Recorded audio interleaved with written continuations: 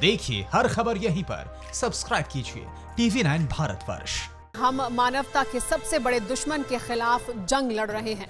इतिहास इस बात को याद रखेगा कि इस जंग में जिन्होंने सबसे ज्यादा खोया है, उन्होंने दुश्मन को रोकने में सबसे कम कोशिश की। ये बात 1964 में अमेरिका के पूर्व राष्ट्रपति रोनाल्ड रेगन ने चुनाव प्रचार के दौरान कही थी।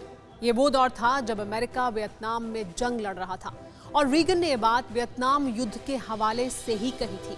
अमेरिका और वियतनाम के बीच 1955 में जंग की शुरुआत हुई थी। करीब 2 दशक तक चले वियतनाम युद्ध को अमेरिकी इतिहास की सबसे बड़ी त्रासदी माना जाता रहा है। वियतनाम जैसे छोटे से देश ने अमेरिका को नाको चने चबवा दिए थे। इस जंग में 30 लाख लोग मारे गए थे, जिनमें 20 लाख आम नागरिक थे। कहा तो यहां तक जाता है कि 1955 से 1975 तक चली इस जंग में अमेरिकी फौज ने एक पूरी पीढ़ी को गंवा दिया था। जंग खत्म होने के बाद भी दशकों तक अमेरिका इतिहास की सबसे बड़ी शिकस्त के जख्मों पर मरहम लगाता रहा। करीब आधी सदी के बाद साउथ ईस्ट एशिया के एक और दुश्मन से अमेरिका जंग लड़ रहा है। 20वीं सदी में वियतनाम ने गुरिल्ला युद्ध से अमेरिका को घुटने टेकने पर मजबूर किया था। वहीं 21वीं सदी में वियतनाम के पड़ोसी चीन के वायरस वाले हथियार से अमेरिका पस्त हो चुका है। वियतनाम युद्ध से ज्यादा अमेरिकी कोरोना वायरस से मारे जा चुके हैं।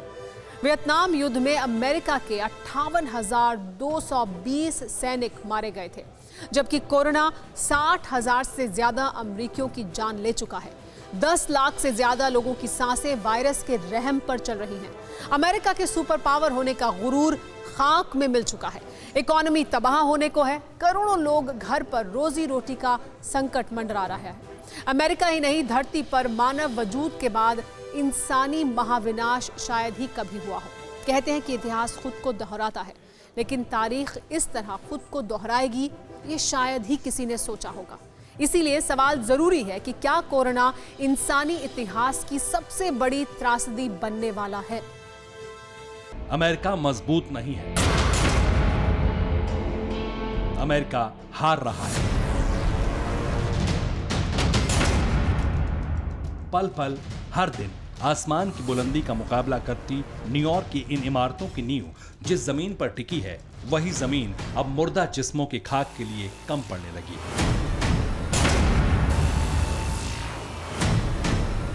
अमेरिका कोरोना से कैसे हार रहा है, उसकी तस्दीक ये तस्वीरें कर रही हैं।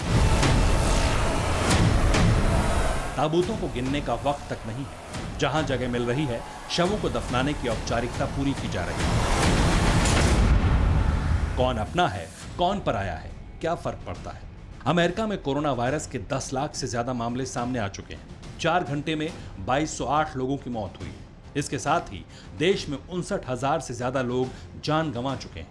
अमेरिका में कोरोना वायरस सबसे ज्यादा न्यूयॉर्क और न्यू जर्सी में कहर ढा रहा है। सिर्फ न्यूयॉर्क में संक्रमण के 3 लाख से ज्यादा मामले कन्फर्म हो चुके हैं। 22,000 से ज्यादा लोगों की मौत हो चुकी है। न्यू जर्सी में 1 लाख से ज्यादा केस सामने आए हैं। यहाँ 6,000 से ज्यादा लोग मारे गए हैं। मैसाचुसेट्स, इलिनॉइस, कैलिफोर्निया और पेंसिल्वेनिया समेत कई राज्य ऐसे हैं जहां 40,000 से ज्यादा केस मिल चुके हैं। सुपर पावर जिस काबिलियत और ताकत पर दम भरता था, वो फरियाद में बदल चुकी है।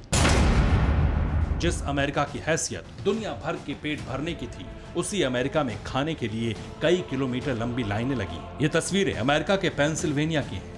गाड़ियों की जो लंबी लाइन नजर आ रही है, ये सब खाने के एक पैकेट के लिए पहुंचे थे।